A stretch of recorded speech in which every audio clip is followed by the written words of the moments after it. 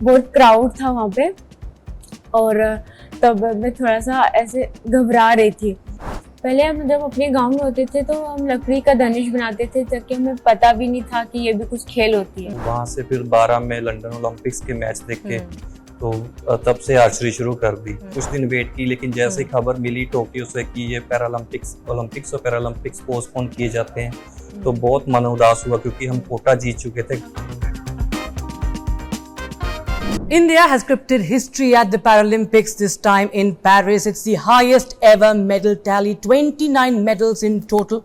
And we are honored to have two of our decorated medalists this time from archery. We have Sheetal Devi and Harvinder Singh. Harvinder claims the gold medal in archery, the first ever gold for India in Paralympics. And Sheetal Devi, of course, she's the only active female international archer without arms, and she has done her proud. She has clinched the bronze medal. Thank you so much, both of you, joining us at Republic TV. सबसे पहले शीतल, आपका पहला Paralympic था ये। आप gold पहले भी जीत चुकी हैं, पैरा एशियन गेम्स में भी आप कमाल कर चुकी हैं, लेकिन पहला पैरालंपिक्स और सबसे छोटी सदस्य हैं इस पूरे कंटिजेंट की, तो क्या कुछ दिमाग में चल रहा था? नर्वसनेस थी कहीं पर? नमस्ते। तो सबसे पहले ये मैं श्री माता वैष्णो देवी आर्ट अकेडमी में प्रैक्टिस करती हूँ। 3 साल हुए मुझे आर्चरी करते हुए, और ये पैरालंपिक्स मेरे लिए फर्स्ट पैरालंपिक्स था मेरा, और वहाँ पे हमने मिक्स टीम में ब्रॉन्ज मेडल जीता। एक खुशी की बात है, और मुझे भी बहुत अच्छा लगा कि हमारे देश में 29 मेडल आए हैं। बहुत खुशी की बात है, और हमारी टीम भी मेरे लिए बहुत अच्छा सपोर्ट कर रही थी। जो मिक्स टीम में राकेश भैया थे, वो भी मुझे बहुत मोटिवेट कर रहे थे कि जब हम खेल रहे थे तब मैं थोड़ा सा नर्वस थी कि कैसे करें हम। बहुत क्राउड था वहाँ पे, और तब मैं थोड़ा सा ऐसे घबरा रही थी, और राकेश भैया मुझे कह रहे थे कि आराम से खेलना, डरना नहीं है, अपने एरो पे, हर एक एरो पे फोकस करना है। तो मेरे दिमाग में यही चल रहा था तब। और हरविंदर, आपको बहुत बहुत बधाई, आपने इस बार गोल्ड मेडल जीता, इतिहास रच दिया है। पिछली बार भी थे आप टोक्यो ओलंपिक्स में, पैरालंपिक्स में। इस बार क्या डिफरेंट था? आपने क्या डिफरेंटली किया इस बार? जी, इस बार जो वहाँ से सबसे बड़ी चीज़ जो डिफरेंट थी वो थी क्राउड, क्योंकि टोक्यो में कोविड के कारण वहाँ पे ऑडियंस नहीं थी, बिल्कुल खाली स्टेडियम में शूट करना था। और इस बार जब हम पहले ही दिन जब आर्चरी के मैच शुरू हुए क्वालिफिकेशन के बाद, तो हम अपने आर्चर्स को चीयर अप करने के लिए जाते हैं, क्योंकि क्वालिफिकेशन के 5 दिन बाद मेरे मैच शुरू होने थे।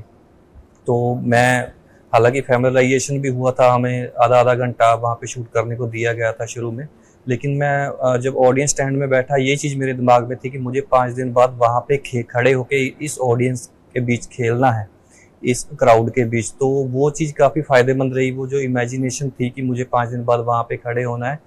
और हालांकि वो चीज़ मेरे लिए पॉजिटिव काम की कि जब ऑडियंस चीयर करती थी हर एक एरो शूट करने के बाद, तो मुझे इस बात की खुशी है कि मैं वो प्रेशर हैंडल कर पाया। ऑडियंस ने चीयर किया और वो पॉजिटिव तरीके से मेरी परफॉर्मेंस को हिट किया और मैंने गोल्ड मेडल जीता। शीतल, आप बिल्कुल वायरल सेंसेशन है सोशल मीडिया पे। आपको सिर्फ स्पोर्ट्स स्टार्स ही नहीं बाहर के, लेकिन तमाम जो लीडर्स भी हैं वो आपको पहचानते हैं। आपके वीडियोस हैं, शुरुआत से ही आपके वीडियोस को बहुत पसंद किया जा रहा है, सब आपको सलाम करते हैं। लेकिन आप ज़रा बताइए कि किस तरह से आपने ये शुरुआत करी, जो कि जब आर्चरी की बात करते हैं सबसे पहले हाथ का निशाना, हाथ में कैसे आप उंगलियों के बीच में वो तीर कमान को संभालते हैं, और आप बचपन से ही आर्म्स ना होते हुए ये आपको जहन में कैसे आया, कैसे मोटिवेशन मिला कि आप तीर कमानी लेंगे? जैसे कि अब सब देखते हैं यूट्यूब पे शीतल देवी को, पहले कोई नहीं पहचानता था मुझे जब मैं अपने गांव में थी, और बहुत कम लोगों ने मेरे पे विश्वास किया था कि मैं भी कुछ कर पाऊंगी अपने देश के लिए। जब सबसे पहले मैंने जब आर्चरी स्टार्ट की थी तो बहुत मुश्किल लगता था कि आर्चरी में नहीं कर पाऊंगी। पहले हम जब अपने गांव में होते थे तो हम लकड़ी का धनुष बनाते थे, ताकि हमें पता भी नहीं था कि ये भी कुछ खेल होती है। तो जब हमने आर्चरी में देखा कि सच में धनुष होते हैं, उसको चलाते हैं, खेलते हैं, तो मेरे जहन में आया था कि शायद मैं नहीं कर पाऊंगी, क्योंकि सब अपने हाथों से करते हैं और मेरे तो दोनों हाथ नहीं है। और फिर कुलदीप सर ने मुझे बताया कि तुम अपने पैर से कर सकती हो, और एक न एक दिन अपने देश के लिए ज़रूर मेडल लाओगी। और शायद वो मेरे जहन में बैठ गया कि शायद मैं करूँ, और विश्वास आया अपने आप पे कि शीतल तुझे करना है। तो फिर मैं जब कर रही थी तो मुश्किल लगता था, पहले वो उठाया नहीं जा रहा था बिल्कुल, तो मैं सर को कहती थी कि बहुत भारी है, और सर ने बिल्कुल छोटा सा वो दिया मुझे पहले, और जो डिवाइस था वो बनाया सर ने, ताकि थोड़ा थोड़ा समय में मेरे को आसानी हुआ। पहले मुश्किल होता है चलाने में, बट जब हम थोड़ा सीख जाते हैं तो फिर आसानी होता है। स्कूल में आप स्कूल जाती थी, आप किश्तवाड़ से हैं, और कैसा लगता था कि जब आप स्कूल जाती थी, क्या आपको कभी लगा कि मैं अलग हूँ, मुझे ऐसा ट्रीटमेंट मिल रहा है, या लोग मुझे अलग तरीके से देख रहे हैं, ऐसा लगता था आपको? क्या नहीं, ऐसा कभी हुआ नहीं। जैसे कि फैमिली को भी बहुत अच्छा प्यार मिला है, कभी फैमिली में भी नहीं किसी ने अलग होने का एहसास दिलाया। स्कूल जाती थी, फ्रेंड टीचर सब मेरे साथ रहते थे, बड़े प्यार से रहते थे, तो ऐसा कभी महसूस नहीं हुआ मुझे। इंडियन आर्मी का भी काफ़ी बड़ा रोल रहा है। आपने सबसे पहले आई थिंक इंडियन आर्मी का ही एक इवेंट जो था किश्तवाड़ में ही जो ऑर्गेनाइज हुआ था, वहाँ पर आपने पार्टिसिपेट किया था। उसके बाद से कहीं ना कहीं आप इस स्पोर्ट को सीरियसली लगी थी? नहीं, ऐसा कुछ नहीं है। मैंने वहाँ पे कोई स्पोर्ट्स नहीं खेला है। स्पोर्ट्स में आर्ची जब बाद में आई थी, वो श्री माता वैष्णो देवी वहाँ पे स्टार्ट की है। किश्तवाड़ में मैंने कभी स्पोर्ट्स नहीं किया, ना मैंने कभी सुना है कि स्पोर्ट्स भी कुछ होता है। हाँ जी, बिल्कुल। आर्मी वाले आते थे हमारे घर पे, फोटो वोटो खींचते थे, वीडियो बनाते थे, और उनके स्पोर्ट्स में कोई रोल नहीं है। प्रीति दीदी जब उन्होंने मुझे देखा था, बेंगलोर में गई थी मैं ट्रीटमेंट करने के लिए, उन्होंने मुझे देखा वहाँ पे, और स्पोर्ट्स के बारे में उन्होंने ही मुझे बताया था, और मेरे जैसे लोगों से उन्होंने मिलवाया था, तो उन्होंने भी मुझे बताया कि तुम स्पोर्ट्स कर सकती हो। अच्छा। तो तब जाके मैं सोचा कि नहीं, मुझे भी करना चाहिए कुछ। हरविंदर, आपकी भी बड़ी कमाल की जर्नी है। आप पीएचडी हैं इकोनॉमिक्स में, तो ये कहाँ से आपको, मतलब एक ये ट्रांजिशन कैसे हुआ? क्योंकि आपकी भी बहुत इंस्पिरेशनल आपकी स्टोरी है। एक डेंगू इन्फेक्शन के बाद किस तरह से एक इंजेक्शन जो है वही आप पर इतना भारी पड़ गया, उसके बाद से एक छोटे ही उम्र में जब जहन में ये सब चीज़ें आती हैं, बहुत कुछ ख्वाब होते हैं जब आप आसपास अपने लोगों को देखते हैं, आपके दिमाग में क्या था कि मैं स्पोर्ट्स करूँगा या मैं पढ़ाई पर ध्यान दूँगा? जी, शुरू से ही जब मैं 12th के बाद पटियाला पढ़ने के लिए ही गया था 2010 में, तो वहाँ से फिर 12 में लंदन ओलंपिक्स के मैच देखे, तो तब से आर्चरी शुरू कर दी। लेकिन साथ ही मैंने पढ़ाई को नहीं छोड़ा, क्योंकि जब मैंने घर से परमिशन मांगी थी स्पोर्ट्स की, तो मेरे पेरेंट्स ने मुझे यही कहा था कि बेटा, हमने पहली बात तो पढ़ाई के लिए आपको भेजा है, लेकिन अगर आप स्पोर्ट्स भी करना चाहते हो तो ये अच्छी बात है कि हमें इस बात की श्योरिटी रहेगी कि हमारा बच्चा वहाँ पे गलत संगत में नहीं पड़ेगा, क्योंकि बिजी रहेगा शाम को जो प्री सेशन होता था। तो पेरेंट्स ने पूरा साथ दिया। तब से मुझे ये था कि आर्चरी भी चलती रहे, और मैं अपना शुरू से ही करियर सोच रहा था टीचिंग में। अच्छा। मैंने जब आर्चरी करते करते पीएचडी शुरू की, फिर मैंने यूजीसी नेट पे क्वालिफाई किया 2 बार। तो लेकिन बीच में फिर जैसे जैसे मुझे मेरे कोचेस की सपोर्ट मिलती गई, परफॉर्मेंस बढ़ती गई, तो पीएचडी कंटिन्यू थी, तो मैंने और ज़्यादा टाइम देना शुरू किया आर्चरी को, जिसकी बदौलत कुछ सालों में मैंने देश के लिए 2018 में पहला गोल्ड मेडल जीता था पैरा एशियन गेम्स में। तो तब से फिर मेरा जो टाइम था वो ज़्यादा आर्चरी की तरफ हो गया। बीच में कोविड में या फ्री टाइम में फिर मैं स्टडी भी अपनी कंटिन्यू कर रहा हूँ, और मुझे उम्मीद है कि इस साल के अंत तक मैं जल्दी ही अपनी जो डॉक्टरेट है, पीएचडी है, उसे भी सबमिट कर लूँगा। आपने 2020 जिसको जो 2021 में हुए टोक्यो पैरालंपिक्स, उससे पहले कोरोना आया था, और उस टाइम पर सबकी ट्रेनिंग बंद हो गई थी, तो आपके पिताजी ने बहुत ही सही एक आइडिया लगाया, अपने खेतों में ही रेंज बना दी थी। जी बिल्कुल, हमारे खेत बिल्कुल गांव के साथ हैं। हाँ। तो उस चीज़ का बहुत फायदा था कि मैंने कुछ दिन वेट की, लेकिन जैसे ही खबर मिली टोक्यो से कि ये ओलंपिक्स और पैरालंपिक्स पोस्टपोन किए जाते हैं, तो बहुत मन उदास हुआ, क्योंकि हम कोटा जीत चुके थे, क्वालिफिकेशन वगैरह हो चुके थे। लेकिन फिर ये न्यूज़ मिली कि वो 1 साल बाद होंगे, तो इस न्यूज़ को मैंने पॉजिटिवली ऐसे लिया कि मुझे 1 साल ज़्यादा मिल गया तैयारी का। तो मैंने पटियाला से इक्विपमेंट मंगवाया। मुझे वो दिन याद है जब मेरे फादर और मेरे भाई ने ट्रैक्टर से वो जो हमारा खेत था उसे बिल्कुल समतल किया। अच्छा। क्योंकि गेहूं की कटाई उस टाइम तक हो चुकी थी। हम्म। तो बिल्कुल दोपहर में जो हमारे एक पेड़ है खेत में उसके नीचे मैं खड़ा होके 70 मीटर पे शूट करता था। अच्छा। तो वो मेरे जो गांव वाले थे उनके लिए ये चीज नहीं थी, क्योंकि उनको पता था लेकिन लाइव नहीं देखा था। तो वहाँ पे छोटे छोटे बच्चे, क्योंकि गर्मियों के दिन थे, बच्चे ज्यादातर रहने आए हुए थे अपनी माँ बाप के साथ, अपने रिलेटिव्स के पास। तो बहुत वहाँ पे हर टाइम कोई ना कोई होता था देखने के लिए। तो वो सारी चीजें सोलो प्रैक्टिस जो हुई मेरी 3 से 4 महीने, उसके बाद साई सेंटर्स खुले, तो उस चीज ने काफी हेल्प की मेरी परफॉर्मेंस को। और मैं आज भी उस चीज को कंटिन्यू रखता हूँ। आज भी मेरे खेत में जगह छोड़ी गई है, वहाँ पे टारगेट आज भी लगा हुआ है। अच्छा। तो मैं वहाँ पे जब भी घर जाता हूँ, चाहे 2-4 दिन के लिए ही सही, मैं प्रैक्टिस करता हूँ। अच्छा। और आप कितना वक्त निकालती हैं प्रैक्टिस के लिए शीतल? शाइन बोर्ड में प्रैक्टिस करती हूँ, हम पूरा दिन प्रैक्टिस ही करते पूरा रहते दिन हैं। प्रैक्टिस करती हैं। और पढ़ाई कैसे चल रही है? हाँ, पढ़ाई भी साथ में? अच्छी चल रही है, 11th क्लास में वो भी। इन सब टिप्स दे सकते हैं, लेकिन वैसे बैलेंस कैसे करना है पढ़ाई भी और खेल कूद भी? हाँ जी बिल्कुल, पढ़ाई भी जरूरी है और खेल भी जरूरी है। जी। और आप जब नेशनल एंथम चलता है, जब आप मेडल जीतते हैं, जब आप अपना ट्राई कलर देखते हैं, आपको ब्रॉन्ज मिला है पैरालंपिक्स में, वो क्षण कैसा था? मुझे तो बहुत खुशी होती है जब हमारा एंथम बजता है वहाँ पे। देखिए हरविंदर भैया ने गोल्ड लिया था, हमारा एंथम बजा था, हमारी आंखों में तो आंसू आ गए थे। इतनी सारी कंट्रियों में से हमारा एंथम बजता है तो बहुत ही खुशी की बात होती है, और मुझे तो बहुत ही खुशी होती है। शीतल को लेके हरविंदर बहुत मतलब लोग बहुत इमोशनल हो जाते हैं देखकर कि मतलब इतनी डिफिकल्टीज सब लोग गुजरते हैं और बहुत कंप्लेन करते हैं, लेकिन शीतल का जो नेवर डाइंग स्पिरिट है वो सब लोग बहुत तारीफ करते हैं। आपने इनके साथ ऑफ कोर्स प्रैक्टिस भी की है, ट्रेन भी किया होगा, तो आपने इनके बारे में क्या ऑब्जर्व किया? सबसे बड़ी चीज़ जो है इनकी? देखिए, सबसे बड़ी चीज जो इनकी है कि एक तो शीतल की एज कम है, तो ये ज्यादा डिस्ट्रैक्ट नहीं होती और चीजों से, सोशल लाइफ से, फ्रेंड सर्कल से। अच्छा। तो शीतल का जो मैंने रूटीन देखा है, सिर्फ एक ही काम होता है, अपने अटेंडेंट के साथ ग्राउंड पे आना और अपनी प्रैक्टिस शुरू कर देनी। और बीच में, और दूसरी सबसे छोटी है तो सब अच्छे से प्यार से डील करते हैं, हर कोई हंसी मजाक में।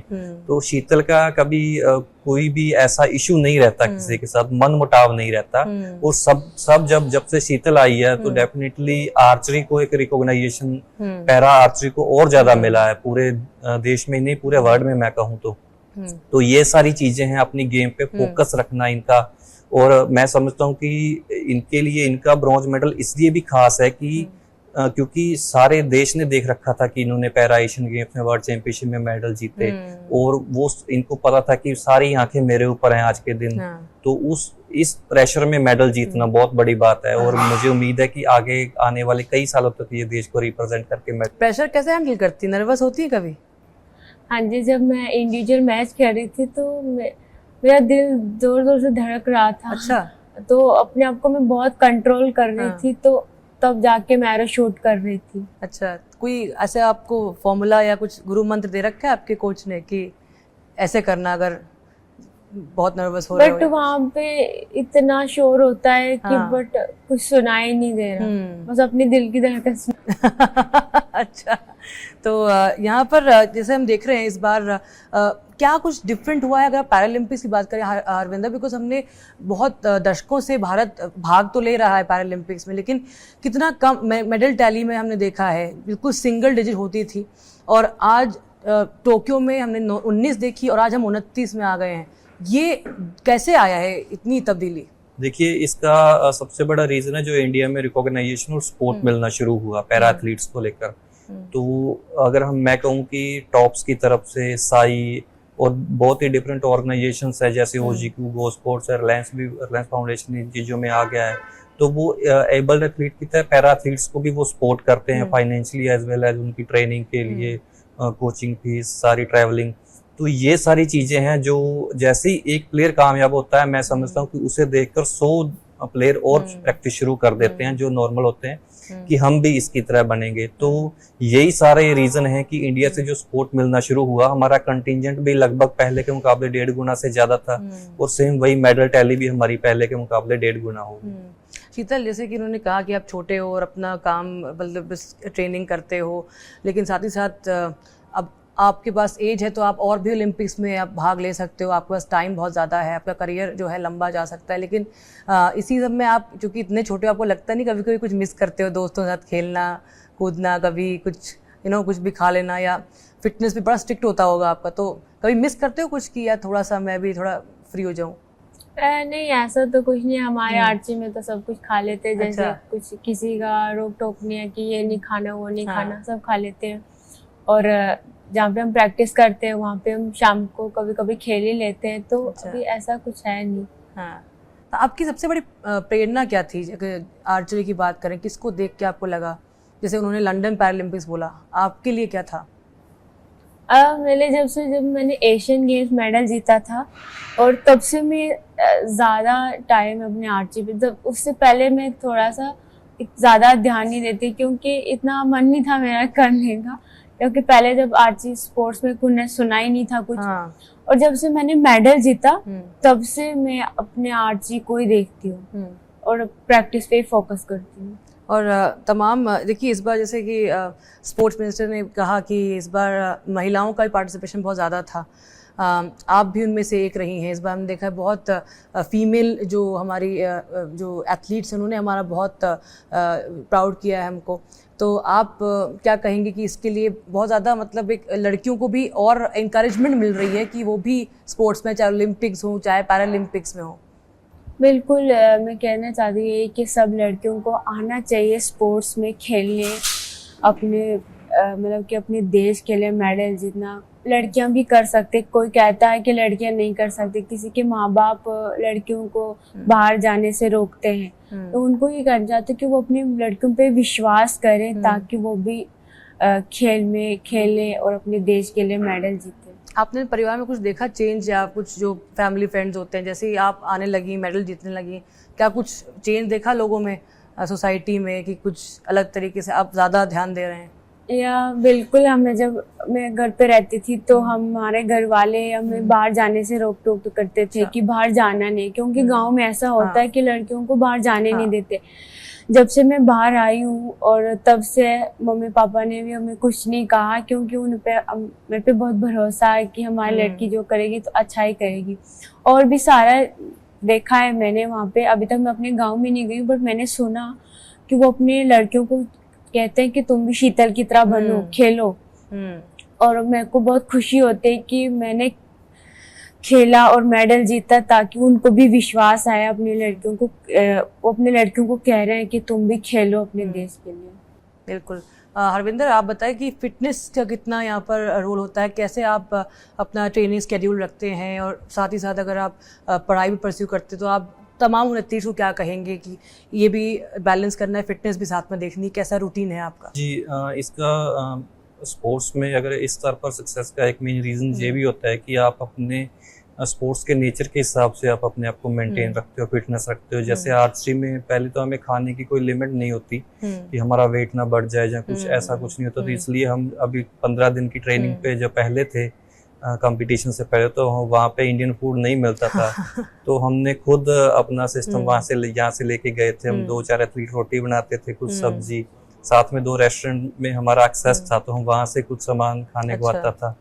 तो दूसरी बात ये रहती है कि अपने गेम के नेचर के हिसाब से, जैसे हमारी वैसे तो नॉर्मल आर्चरी में तो फुल बॉडी एक्सरसाइज होती है, कोर बहुत जरूरी है, रनिंग बहुत जरूरी है हार्ट बीट कंट्रोल करने के लिए, लेकिन क्योंकि हम स्पेशल एबल्ड एथलीट हैं तो हम रनिंग नहीं कर सकते, कुछ लिमिटेशंस होती हैं। यही एक वजह होती है एक पैरा एथलीट को जो अलग बनाती है कि आप इन लिमिटेशंस के बावजूद भी उस लेवल का परफॉर्म करते हो। जैसे शीतल ने वर्ल्ड रिकॉर्ड तोड़ा, वहां पे सिर्फ 1 अंक से ये रिकॉर्ड बनाने से रह गए।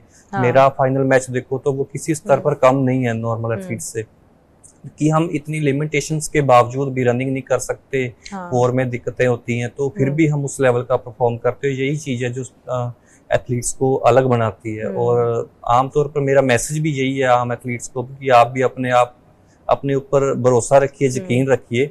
ऐसा जरूरी नहीं होता कि आप हर कंपटीशन में जीतो, लेकिन ऐसा भी नहीं होता कि आप हर कंपटीशन में हारो। अगर आप आज हारे हो तो कल जीतोगे। अगली बार वर्ल्ड रिकॉर्ड बनाओगे? हाँ जी बिल्कुल। तो लगा था उस टाइम पे कि बस रह गया, थोड़ा सा बना लिया था, लेकिन थोड़ा सा लगा उसके बाद जब आपको पता लगा कि किसी ने ब्रेक कर दिया उसी टाइम पे? हाँ जी, जब लास्ट एरो में थोड़ा सा शायद पता नहीं क्या हो गया था, शायद हार्ट बीट तेज हो रही थी मेरी और बिल्कुल एक पॉइंट से रह गई। अगली बार से मैं वर्ल्ड रिकॉर्ड तोड़ के आऊँ। फाइनली नेक्स्ट क्या टारगेट है आपका शीतल? या नेक्स्ट टारगेट अभी तक सोचा नहीं है। नेक्स्ट ओलंपिक्स के लिए टारगेट गोल्ड? हाँ जी बिल्कुल, गोल्ड लेके आएंगे। गोल्ड लेके आएंगे। अरविंदर, आप तो गोल्ड जीत ही चुके हैं, लेकिन क्या है आपका नेक्स्ट टारगेट? जी टारगेट वैसे तो देश के लिए हर कंपटीशन को में हम रिप्रेजेंट करें, देश को मेडल जीते, लेकिन एक ये भी कुछ टाइम फैमिली के साथ बिताना, क्योंकि पिछले कुछ महीनों से बहुत दूर रहे हैं घर से। घर का खाना मिस कर रहे होंगे आप तो। वो भी बेसब्री से इंतजार कर रहे हैं और मेरी भी कोशिश रहेगी कि अगर मैं कहीं जाऊं भी तो वो साथ में हो, मेरे फादर साहब, मेरी मिसेज, मेरा बच्चा है छोटा, तो उनका, ताकि मैं कुछ टाइम उनको भी दे सकूं और फिर दोबारा अच्छे से गेम पर फोकस हो जाए। तो आपने घर पे बोल रखा है कि ये बना के रखना है मम्मी से? मेरी मम्मा मेरे साथ ही रहती हैं, तो बना रही थी कि वहाँ पर कुछ आप लेके जाते हो स्पेशल खाना यहाँ से, कि वही मैनेज किया था? नहीं, मैं शाइन बोर्ड वहीं पे रहती हूँ हॉस्टल में। नहीं, जैसे पेरिस जाते हो, बाहर ट्रैवल करते हो, तो आप लेके जाते हो यहाँ से? मैं शाइन बोर्ड में प्रैक्टिस कर, वहाँ पे हॉस्टल में रहते हैं हम। और घर वहाँ से हमारा बहुत दूर है, 5-6 घंटे लगते हैं जाने में, तो हम घर नहीं जाते, वहीं पे रहते हैं। अब जब जाते हैं तो कुछ नमकीन साथ में लेते हैं खाने के लिए। जी, बहुत बहुत धन्यवाद शीतल और हरविंदर, आपने हम सबको प्राउड किया है, हमें गौरवान्वित किया है, और यही उम्मीद है कि अगली बार जब मिलेंगे तो ऐसा ही मौका होगा और आपका कलर भी चेंज हो जाएगा मेडल का, और आप एक और मेडल लेके आएंगे हमारे लिए। बहुत बहुत धन्यवाद। Thank you.